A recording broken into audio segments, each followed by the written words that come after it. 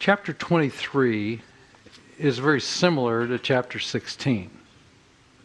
Both of them are long, extended metaphors of Israel or Judah as a prostitute. There is a slightly different emphasis, so let me simply stress that for you as you read 23 and as you read 16. They are both extended, as I said, metaphors dealing with 16 more with an emphasis on the religious, spiritual adultery of Israel. Okay? Whereas 23, the emphasis is more on Israel's political adultery. That is, in the sense that she sought security in political alliances with different foreign powers. Now, that obviously has religious implications. You cannot just totally put a knife down between the two, and they're absolutely totally separate. They're not.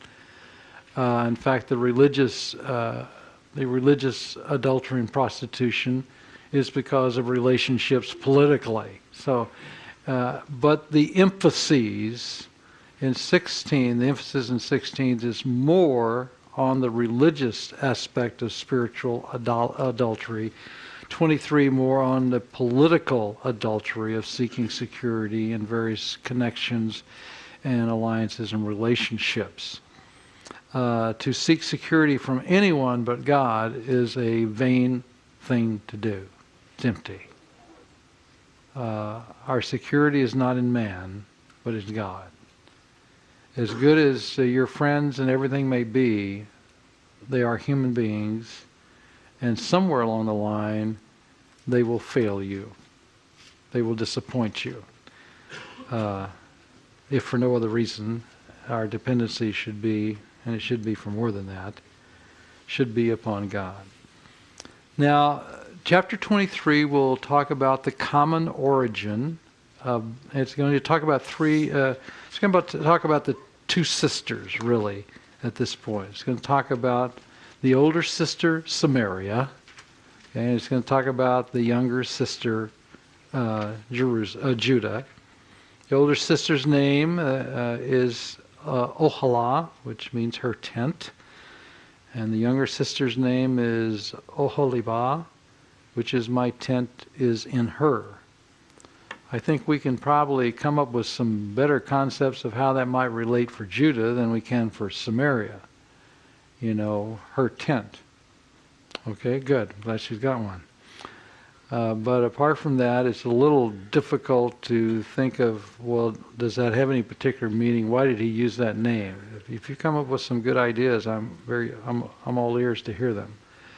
My tent is in her. Certainly we can see if God's tent, his tabernacle, which is oftentimes called the tent of meeting, is in the midst of her, and it is. It's in Jerusalem, and Jerusalem has been the focus. So certainly we could see something more feasible in the significance and the meaning of that name. Though interestingly, neither one of them are given in other words, it doesn't say this means X. It's best not to make explicit interpretations in an allegory where the text and the context fail to delimit a meaning. You may accuse me of being too conservative, but that's the way I am. I just think if I do not have explicit context and explicit statements or something in the meaning within the text, I need to be careful about making any explicit interpretations. Verses 5 to 10 will speak of Samaria's prostitution, and what it will simply say is that she is gone and she has been unfaithful to Yahweh by seeking up security in the relationship and the strength of other nations, predominantly Assyria.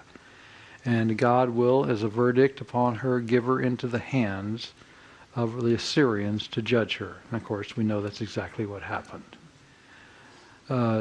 23 to 35, we find the focus is upon the prostitution of Jerusalem. And they did not learn from Samaria's experience. And so they engaged in more lustful and corrupt fornication than Samaria. And these verses will talk about how they have sought different lovers, keeping the metaphor of whether it be Assyria first and then Babylon. And then they even have sought lovers in Egypt. They've sought security from these different relationships that they have had. And it appears even in part, as you will read through this, that Jerusalem realized in her error in part after becoming a vassal of Babylon, how this didn't provide a whole lot of security on their part, and they turned away to Egypt as a result to seek security. So they they tried to find security. They entered into an adulterous relation in that sense with Babylon, only to realize that it was not a good relationship. So then they turned to an adulterous relationship with Egypt. All the way along, they should be turning to Yahweh for the security in life. And the verdict will be given here also that Babylon, one of her lovers, in that sense, will execute God's judgment upon her in that case. Verses 28 to 31 are actually a second message, but they are repetitious of the first and have the same sort of a concept. And the final verses of the chapter come back that Samaria, the cup that Samaria drank, cup of judgment, Jerusalem must drink also. The wrath of God that will come, there will be ridicule, mocking, and she will be devastated. Judgment for prostitution is mentioned all the way along, but it's highlighted in verses 36 to 49, where he would go through again, even as we saw back in 16, and that's not why I'm spending a lot of time here, because of the similarities. But because of the defilement that they've done, because of their adulterous relationship, as we read in verse 43, it says, they were worn out by adultery. Boy, isn't that a statement? They just wore them out. It's engaged in so much adultery, they're just pooped, in this whole thing. It was so despicable. And so judgment for an adulteress and a murderer of the Mosaic covenant is executed upon them, which is death, normally by stoning. Now the purpose of God in the very last verses, 48, 49, is that it will bring an end to the wickedness in the promised land. It will be that which will instruct other nations, and by the metaphor other women, other nations, not to follow the same, and they will bear the punishment for their sin. That will be the results of the discipline that will come upon them. Dr. Alexander, how would you respond to liberals, particularly feminist exegetes who say that Ezekiel is a misogynist? I guess I've been away too long. Tell me what a misogynist is. A misogynist is a man who hates women. Okay.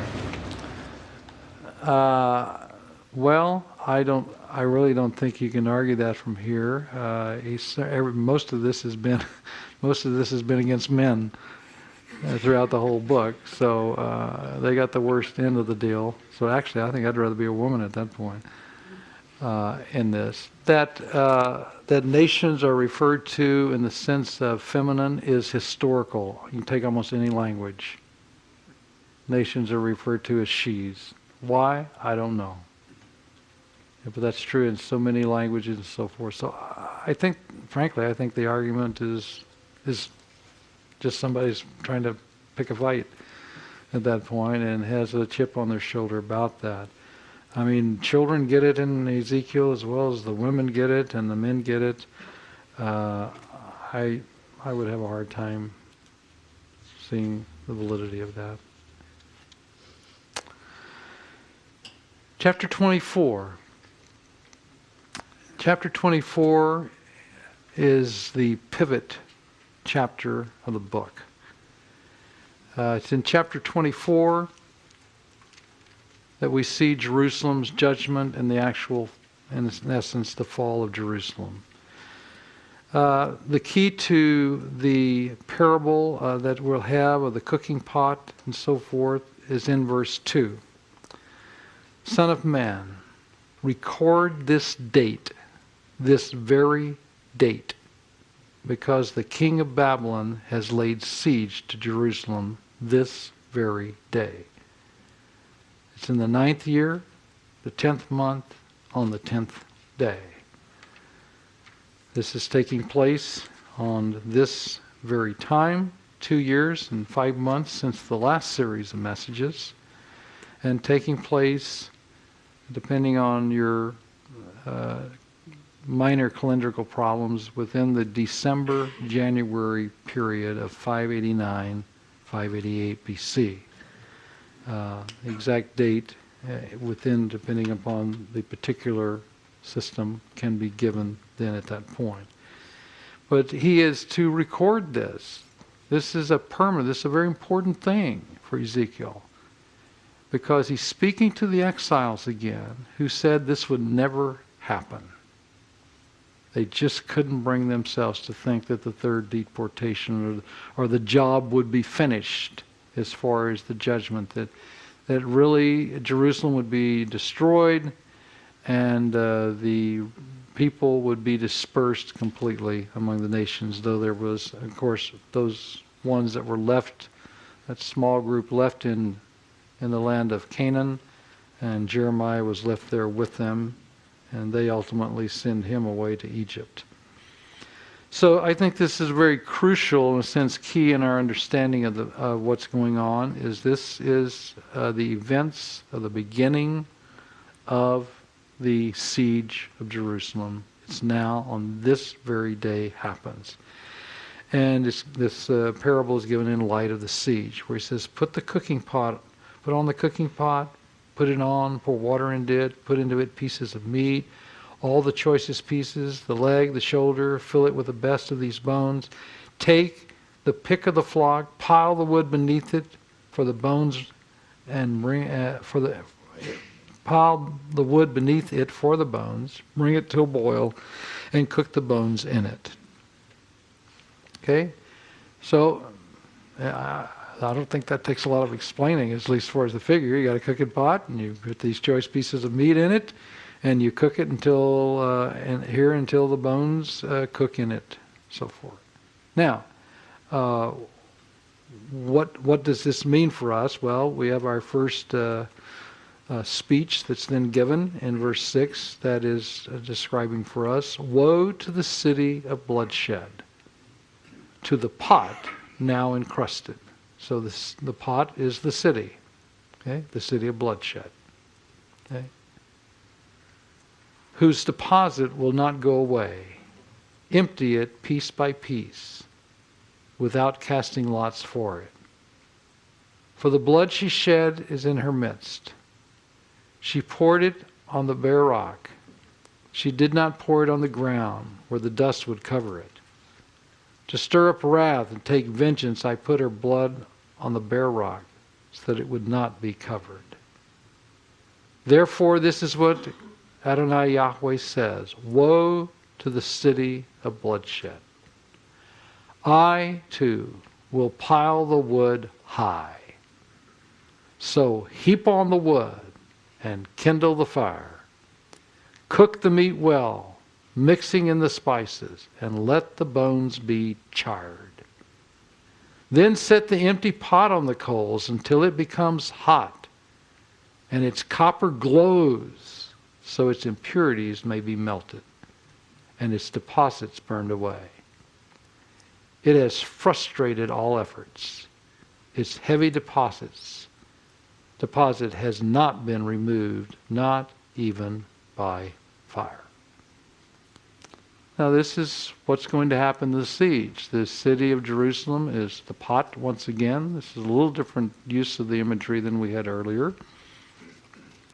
And the pieces of meat in the midst of this are, in essence, the choice members of the flock, the choice pieces. Okay? He says it's the members of the flock. Flock is used frequently to refer to the people of God, the people of Israel. And so the pot is Jerusalem. The context is the siege. Pieces of meat, representing in that sense the inhabitants, the choice people. It will be boiled in judgment, and till all you have left are charred bones. And then you're to stick it back on there again and get rid of everything so that you can burn all the impurities out of the pot. This is in the sense of the cleansing and the purifying of the nation. So it's a very vivid description, because it still had blood in it from the violent bloodshed of the city, which we've seen that phrase over and over and over again. And so they did not even pour out the blood and cover it like they were supposed to do in the Mosaic covenant. They put it out as if it were on a bare rock, uncovered. And God is going to come and cleanse the cities. He's going to come and purify the pot until it gets red hot. It glows. Have any of you ever seen a pot glow, metal pot glow? Yeah, you better stay away from it when it's like that. But this is the picture. And so it's the judgment upon the inhabitants. It's judgment on Jerusalem, the pot, the inhabitants inside, and he's going to also purify the city. Now, he does say here that the deposits will not go away. Empty it piece by piece without casting lots for them, in verse 6. Now, in that particular situation, he's going to remove pieces, because some we do know are going to go into dispersion. Many will die. But there will be no favoritism here. The lot will not fall on anyone to receive special favor at this point to be removed from this judgment. The pieces will be removed without any favoritism at all. There will be no casting of lots for them. Oh, okay, we get that one. We'll take that one. Oh, we're going to take that. No. What will be done in God's sovereign working. Those that will go into dispersion will be His work. There will be, in a sense, nobody has any rights or reasons to be favored. Yes. I'm just wondering, the picture of blood being poured out, not on the ground but on the bare rocks. Is that just to signify their public sins that were shown? The murders they created were not covered up; they were made public throughout their history. Or what does that signify? I think it's the bloodshed of the people that's taken place within the city, as he's mentioned several times within the book. So taking it contextually within the book, and it was done indiscriminately. They didn't even cover the blood. They didn't even carry out the Mosaic covenant concepts of the purity that they should have done when the blood is shed. They have disregarded in every aspect the ways of God and what He does. And certainly we see that here very clearly. Verse 13, now your impurity is lewdness, because I've tried to cleanse you, but you would not be cleansed from your impurity. You would not be clean until my wrath against you has subsided. So even the pot even though it's red hot, it says in verse 11 that the impurities may be melted and its deposits burned away. It's frustrated all efforts. Its heavy deposit has not been removed, not even by fire. So the implication is, though there is a purifying that takes place by the burning and the fall of Jerusalem, it's still not finished. It's not finished. There's still corruption. And that's why he says, I tried to clean you in verse 13. You would not be cleansed from your impurity. You will not be clean again until my wrath against you has subsided. And we already know that wrath, it goes at least through the Babylonian captivity. And we've had indications that it goes all the way until they're restored again, as far as a people. Verse 14, I, Yahweh, have spoken. The time has come for me to act. I will not hold back. I will not have pity, nor will I relent. You will be judged according to your conduct and your actions, declares Adonai Yahweh. You ever notice in Scripture that judgment is not based on what one says? It's based on what one does. Our life, what we do, manifests what we believe and what's on the inside. We come to Christ by faith on the inside, decision of faith. It should be visible and manifested, and therefore the judgment is done on the basis of what one does. Something to think about, the process. Okay, as we come to verse 15, we have sign that is given to the exiles, a very sad sign.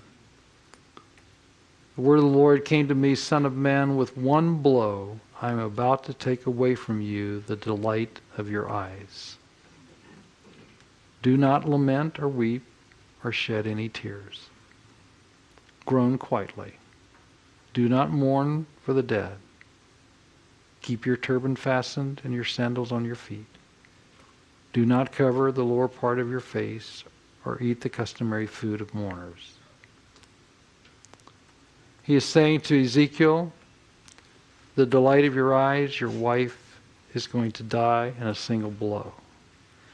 The Hebrew term for blow here is at times used to refer to plagues or to diseases. What exactly was the situation doesn't mean that it was one of those. We don't know. That's not the point of the text. She was the delight of Ezekiel's eyes. That's important in that phrase. As you know, ancient Near Eastern funeral rites, when one dies, as we were implied, one mourns after the death, and there's professional mourners, there's weeping, there's wailing, there's sackcloth, there's ashes, and so forth. All that go on.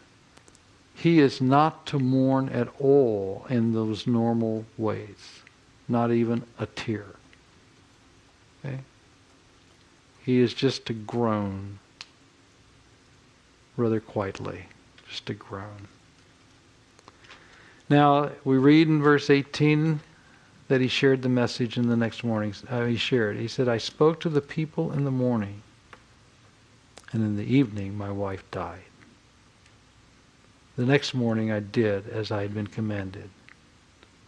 Then the people asked me, won't you tell us what these things have to do with us? So I said to them, the word of the Lord came to me, say to the house of Israel, this is what Adonai Yahweh says, I am about to desecrate my sanctuary, the stronghold in which you take pride, the delight of your eyes. See? I took away the delight of Ezekiel's eyes, his wife. To you, your delight is the temple. That's what you pride yourself in at this point. He says, I'm going to desecrate it. It is what you take pride, the light of your eyes, the object of your affection. The sons and daughters you left behind will fall by the sword. And you will do as I have done. When your relatives, your loved ones die, when the temple is fallen, you will do what I have done. I'm a model for you. I'm a picture of how you are to respond. He said, you will not cover the lower part of your face or eat the customary food of mourners. You will keep your turbans on your heads and your sandals on your feet.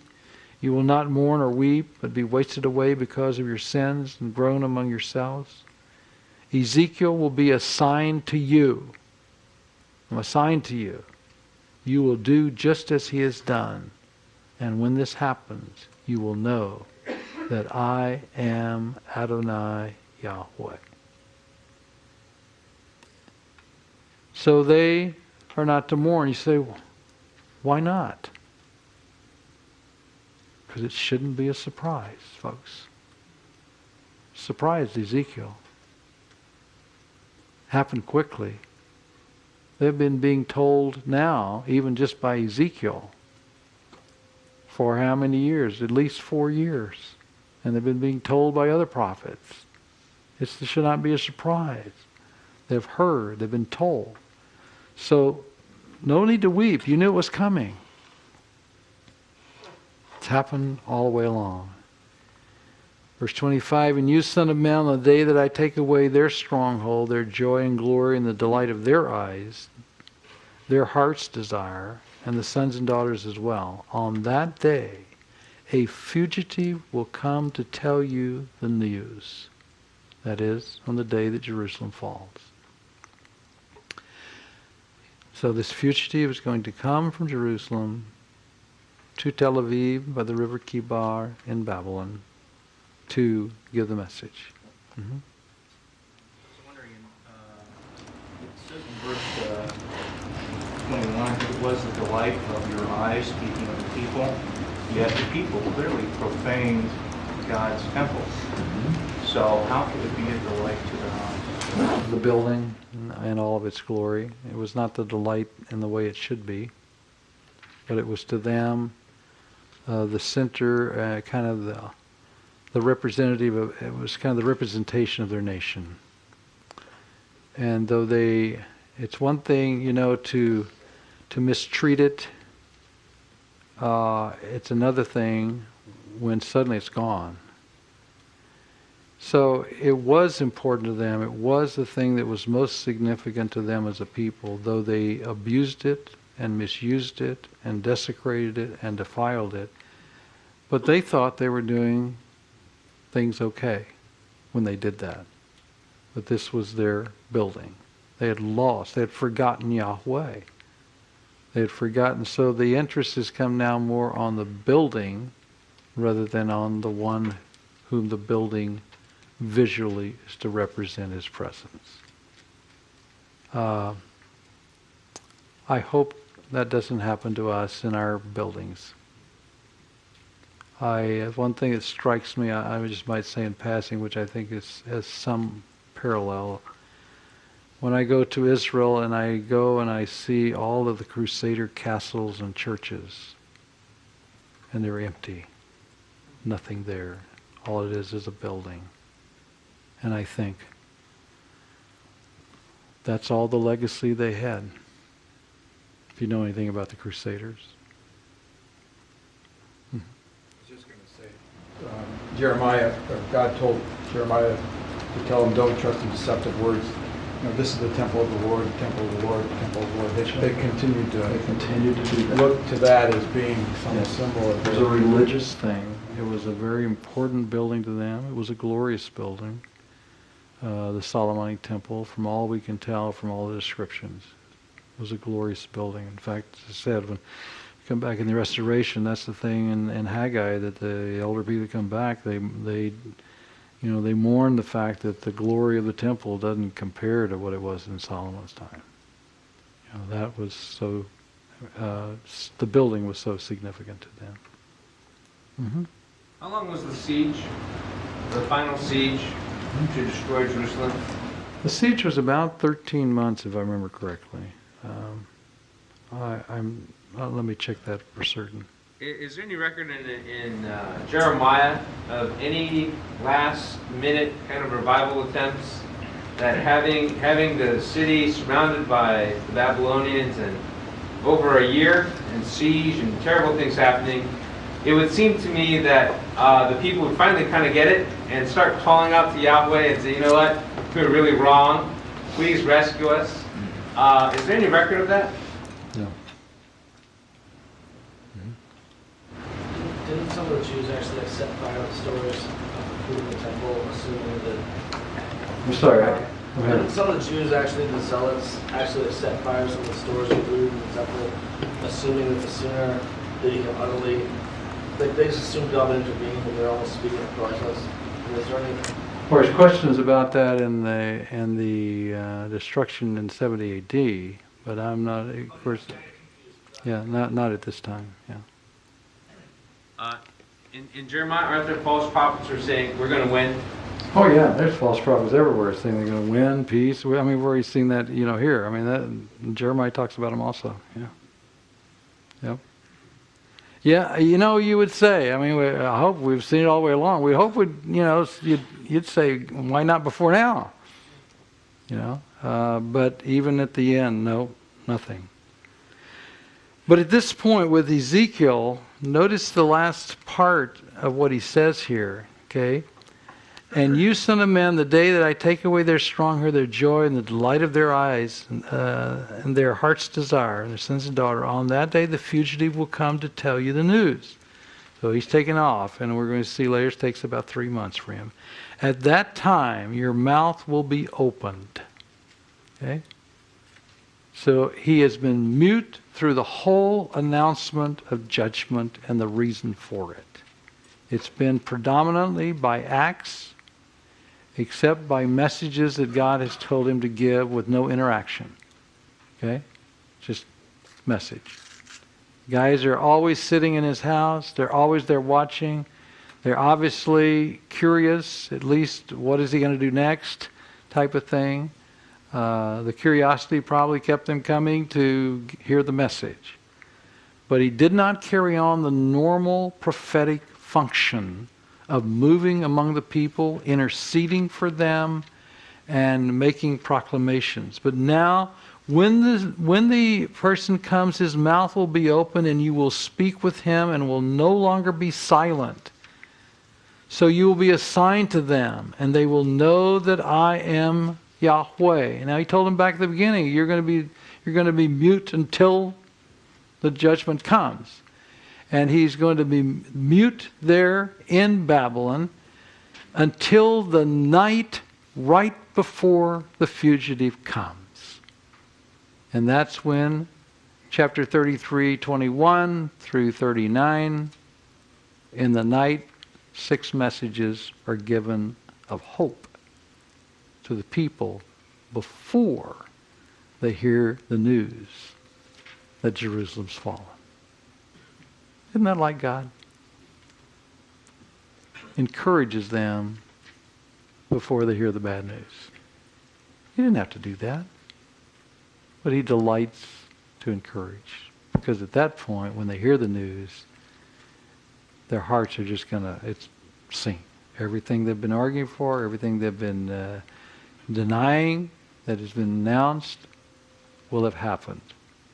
And they will be devastated, were it not for the positive message of hope that Ezekiel's going to give just immediately before they hear that news, so that they can have hope.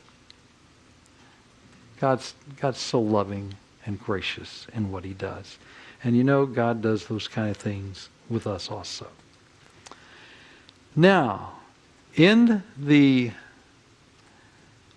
aspect of the whole, we come next section in Ezekiel to the judgment on the foreign nations. Now, and this is going to take us from 29:17, from 25:1 through 33:20. We'll talk about 29:17 to 30:19, which is dated at a different time. Otherwise, we have a date for these messages, the initial ones in 25, 24 and 25 are the same dated message. Now I say that because I think that has some significance. Ezekiel is going to put the book together thematically and predominantly chronologically. We tend to break things up and separate and say, oh, we finished now with Judah, let's now talk about the foreign nations. Ezekiel doesn't tend to do that. He says this is the continuation of talking about the judgment of God. We've talked about Judah and we're going to talk about the nations. It's not like, well, there's Judah now, let's stop and let's go over here and talk about the nations irrelated to Judah. No, you can't do that because they're related one to the other. So we see that the date for 24 and chapter 25 is the same. Now, we're going to have other dates within the foreign nation where he's compiled. Ezekiel is put together primarily chronologically because all these things are happening. Look right up there in 87 to 85, 587, 585. And what are all those chapters? You got 26, 27, 28, 99, 30, 31, 32. They're all boom, boom, boom, boom, boom, boom, boom, boom, boom, boom. And they're all talking about what? The foreign nations. Because during and immediately following the collapse of Jerusalem, God is talking about, well, okay, the nations are involved in this situation also. And we need to know that, and you, Judah, need to know that. As you enter into this, what is God's perspective? Is he being faithful to what he has also said about the nations at this point? Yes, he is. 24 and 25 have to do, are right at this time immediately at the specific collapse, the beginning of the siege, because in 25 we have the nations who are immediately surrounding them, the nations like Ammon, Moab, Edom, Philistia, and so forth, immediately around them. And then we move further away to Tyre, and then we move to Egypt. And those are the nations that are dealt with. Now, the basic announcements of judgments for the foreign nations are going to be primarily the longer extended statements are going to be on Tyre and on Egypt. And Egypt gets the most in this. Nothing about Babylon. Okay? The others only get a little bit at this time, but they're here thematically put together against them all, though they're delivered at different times. They are topically formed into a single unit, but please don't remove that unit from its context. And in part, Ezekiel has helped us not to do that by putting 24 and 25 in the same chronological date. He holds, no, you got to keep this related to the situation of Judah. Mm-hmm. In the prophetic writings from Isaiah, Jeremiah, Ezekiel to the 12th, there are these sections that are polemics against other nations, polemics against the Gentiles. Mm-hmm. Why is that? Why is that a part of prophetic literature, that there are all these stinging rebukes on the Gentiles? Because heathenism will never triumph over God's revelation in his people. And he wants them to see that the message that they are to be number one, they are to be a blessing to the world, but how the world responds, remember back in the Abrahamic covenant, those who bless you, I will bless, plural, by the way, and by the way, the plural means that's where God's emphasis is, but the one who curses you, I will curse, okay, which is the singular. And he wants them to know that if that's still true, and if you respond positively to the message, you will be blessed. But if you don't, there will be judgment and discipline upon you as well. And so he doesn't dismiss them. He talks about that also because it's part of his faithfulness. It's part of his working in the prophets. So judgment, it's not like Israel's out here as an isolated entity from the rest of the world. All the rest of these people that are, how are they responding to God's people, even in the bad times? How are they responding to them? What are they doing? And so God speaks to them also. Plus, as we'll see, and we've already gotten the glimpses of this, God has his purposes for them also in his sovereign working, something that I think many people are totally ignorant of. Most people, when they think eschatologically, think only of Israel. And when we think in the Old Testament, only of Israel. And when we get the New Testament, we'll drop we'll put in the church and other things, but foreign nations, oh yeah, there's the judgment of the nations in Matthew 25. But now let's get on with the eschatological program. We forget that the world's here, and God's purposes relate to the whole world. Now, I think that's why we have this. I've heard that in ancient times, a conquering army would assimilate soldiers from the lands they conquered. So when we look at the Babylonians, we're not looking at an army that sieges Jerusalem that's 100% Babylonian, but that army also represents conquered soldiers from other nations who are part of the team to destroy Jerusalem. So can some of the animosity that Ezekiel expresses towards Gentiles be related to the idea that it's not just Babylonians who are sieging Jerusalem, but the conquered Philistines who are with those forces, or the Ammonites, or the forces from Tyre and Sidon. That there are soldiers from there who are part of the Babylonian team to destroy Jerusalem. Well, certainly it's true that they had mercenaries within the Assyrian, the Babylonian, and people also, as well as those that were drafted, we can use that term, from conquered nations in the process. But I think the thrust here is specifically upon these nations. I don't think it's just limited. I don't think he's talking about just people, some that could be related, because he's speaking very specifically of the response of the nations. And when we come to chapter 25, when we talk about Ammon, when we talk about Moab, when we talk about Edom, we talk about Philistia. Those are the four nations that are there in chapter 25. Basically, the accusation is the same for each one. And the accusation is, you have mistreated my people in their hour of need. You've either laughed at them, you've mocked them, you've tried to get spoils from them in the midst of their collapse. You have helped the enemy. You've turned them over to the Babylonians. You have been against my people. You've cursed them. You've maligned them, mocked them, and so forth. And I don't like that. You're cursing my people, and you will receive judgment for that. That's the primary purpose, and that's a national thing on the part of the nations as a whole. So I don't think we can individualize that as far as the individuals that are in a particular army of Babylon. He's not even talking about Babylon. He's talking about these particular nations that have surrounded her and how they have responded to them, and because in some manner they have cursed Israel. And I don't think we can ignore and forget the element of the Abrahamic covenant at this point. So he inserts these here to show his faithfulness to the Abrahamic covenant as well.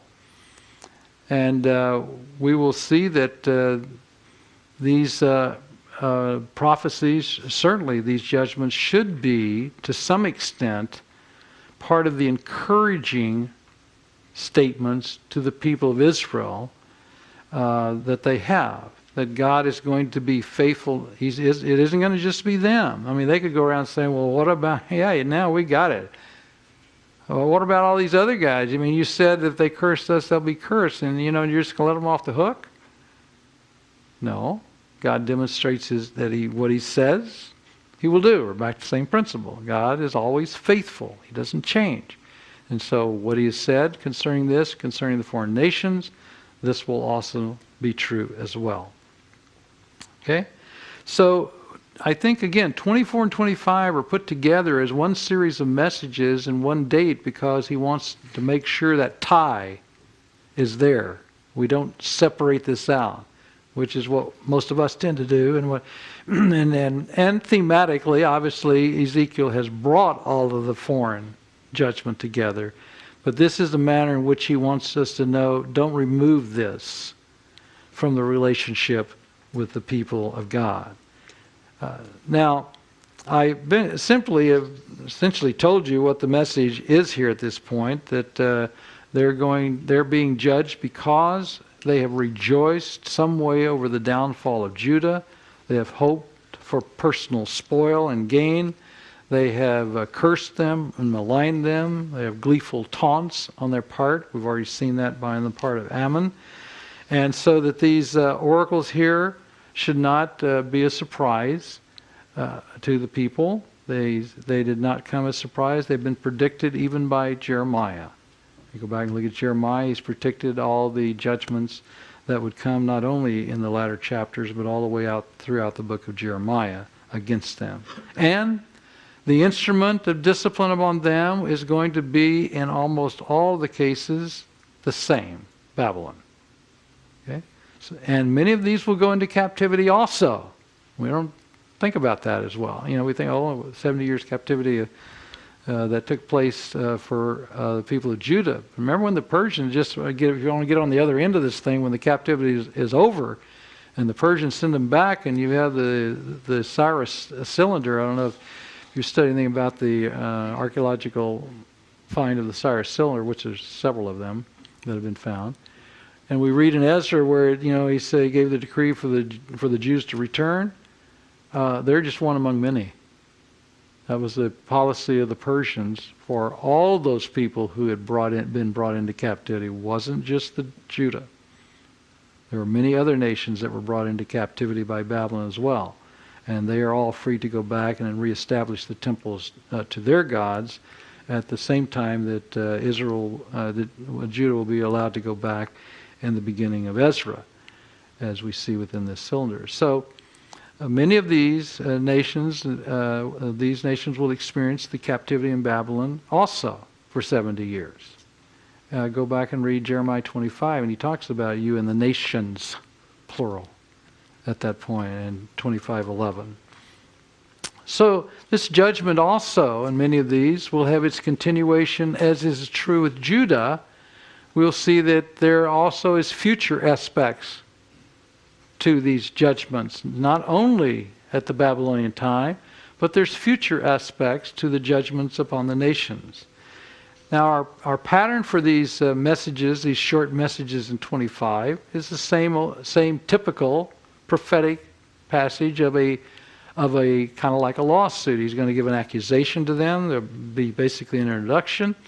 He will say what the accusation is, and he will give the verdict about what the judgment will be in that case. So he starts off by first of all saying to Ammon, listen to God's word, not the message of your gods. That's an interesting statement. He's coming to a foreign country now, and he says to them, listen to what God says.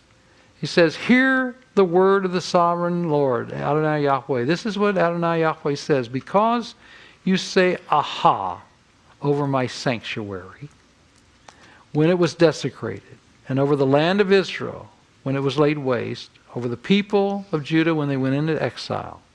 There's the accusation. See, what did they do? Well, the aha is a way of a derision and a saying, I told you so type of approach. And he did that concerning the sanctuary which was desecrated, the land that was laid waste, and the people who went into exile. Okay? He says, therefore, I'm going to give you to the people of the east as a possession. Well, we already know who the people of the east are. You've got to get east of Ammon. You're either in the desert or you're over in Babylon, if you go east at that point. Okay? They will set up their camps, pitch their tents among you. They'll eat your fruit and drink your milk. They're going to come in and they're going to take over your land, and they're going to take all of the produce of your land. And I will turn Rabbah, the capital, into a pasture for camels, and Ammon into a resting place for sheep. Then you will know that I am Yahweh. For this is what Adonai Yahweh says, because you've clapped your hands and stamped your feet, rejoicing with all the malice of your heart against the land of Israel. Therefore I will stretch out my hand against you, and give you as plunder to the nations, and I'll cut you off from the nation and exterminate you from the countries. I will destroy you, and you will know that I am Yahweh. It's because of their response to God's people. And the way they have approached them, and the way they've rejoiced in malice in your heart against them. The way they have laughed and mocked them. They will be taken as a possession by Babylon. We commonly call that captivity. Okay? Or the prophecy of Moab. This is what he says here. And he says, because of Moab and Seir, which is interesting because Seir normally refers to Edom. And yet we have a specific prophecy concerning Edom in 12. And that's, of course, been a lot of people call that a late addition to the text. I don't particularly have problems with that at all, because I think he's simply saying what's true of Moab is also true of Edom. And I'll just be more specific when I come to Edom, and there's a reason for that. And by the way, as you think about the foreign nation and you think about and you read and study these judgments, and we're going to see this explicitly in Ezekiel when we come to chapter 35 and the first of 36. Edom is frequently a representative of those who have oppressed Israel. Okay? It represents all the nations. Why? Historically, where is the greatest animosity of the foreigners against Jacob? By Esau. Okay? So, and you even have that even as you come to Malachi and, say, how you have not loved us. And he said, how have you loved us? Well, I've loved you because, I've loved you, but I have hated Esau, Edom. We have to understand love and hate in that situation properly. But there's that animosity and that tension that is going on with Edom all the way along. So the fact that this is, and with respect, to the situation mentioned Seir as well, I don't think becomes a problem. Look at the house of Judah. Well, here's what they have said. Here's what Moab and Seir both said. Look, the house of Judah has become like all the other nations. Therefore, that's all the accusation you have before you come to the therefore, the verdict. They're simply saying, they're mocking Judah. It's become like all the other nations. See, they're no different from anybody else. They're just like all of us. What is going to be the verdict? I'll expose the flank of Moab beginning in its frontier towns, Beth Jeshimoth, Baal Meon, and Kirithaim. Those are all right down the west side and the northwest corner of Moab, which is a choice part of the land, but the most defensible, because it's straight drop down into the Jordan Valley. Okay, so it's the most defensible part of the land. Nobody would ever think anything would happen there. God loves to do things nobody ever thought would happen. He delights in that. It's just like when he later will take Edom, and he takes. He goes and takes Selah. Where's Selah? Well, it's essentially in the same areas of what you have Petra today. Nobody ever thought you could get there. Okay? Well, God can. God could get anywhere. He didn't have any problems. Well, so this is your great defense. Oh, I'm going to take that one. Okay? I'm going to expose it there, and which is the glory, the best part of the land. And I'll give Moab along with the Ammonites to the people of the east as a possession, so that the Ammonites will not be remembered among the nations. And I will inflict punishment on Moab. Then they will know that I am Yahweh. Haven't got away from the purpose again. Now we're working with foreign nations, and what is the purpose of God's judgment and discipline? That they might know who I am. A witness. That's his purpose. He wants them to know him. Not just factually, experientially. Okay? He wants to reach the world. Israel didn't do a very good job of that in their vocation. God says, I'll do some in my judgment, the process. Okay? So they're going to captivity also. What about Edom in 12?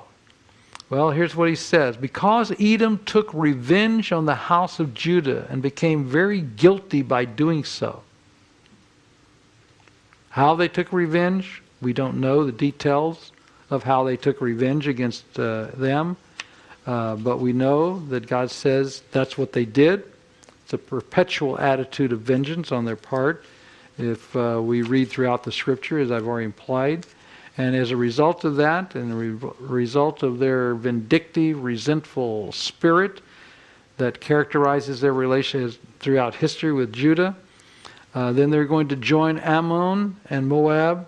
Not only did they join them in degrading Israel, but they're also going to join them in the verdict. And the judgment verdict here is going to be elaborated, as I've already implied, in chapters 35 and 36. But here is the verdict. Okay, I'll stretch out my hand against Edom and kill its men and its animals. I'll lay it waste from Teman to Dedan, and they will fall by the sword, and I will take vengeance on Edom by the hand of my people Israel, and they will deal with Edom in accordance with my anger and my wrath, and they will know my vengeance. Who's the instrument?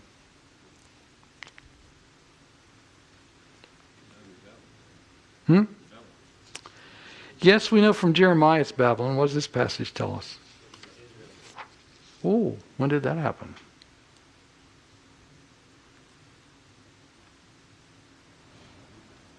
Good question, huh?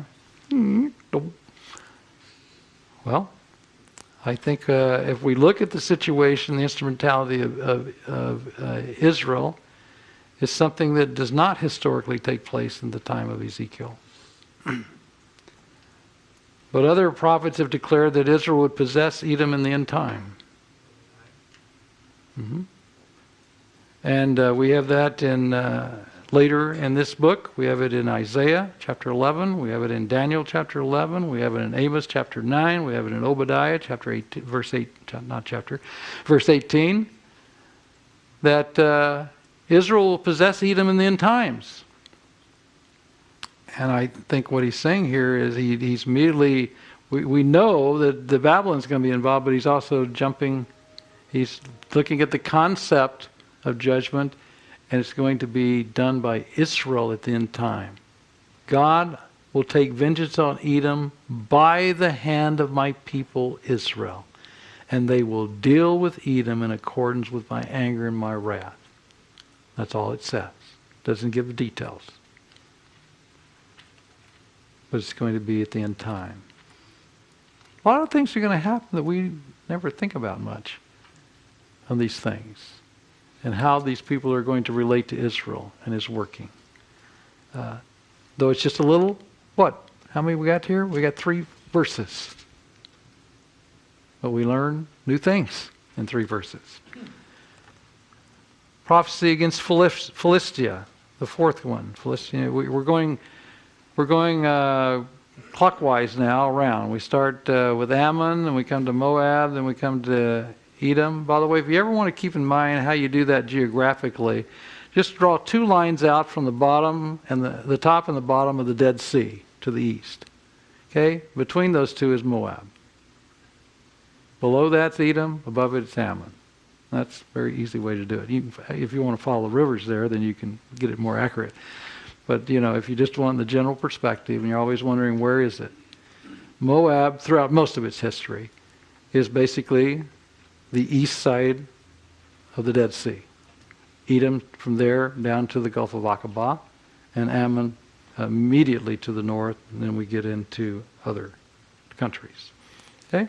So now Philistia. Philistia, we come around and move around to the coastal side on the west of Judah. And they have accused Judah also. Okay? Because the Philistines acted in vengeance and took revenge with malice in their hearts, and with ancient hostility sought to destroy Judah. Well, they've been kind of battle boys, all the way along also. Except this is from the west. Because they've acted in vengeance in this way, and again, it's giving kind of a brief history, but it's implying this still present, because Philistia is still present. He says, here's the verdict, verse 16. I am about to stretch out my hand against the Philistines, and I'll cut off the Karaites and destroy those remaining along the coast. I will carry out great vengeance on them and punish them in my wrath. Then they will know that I am Yahweh when I take vengeance on them.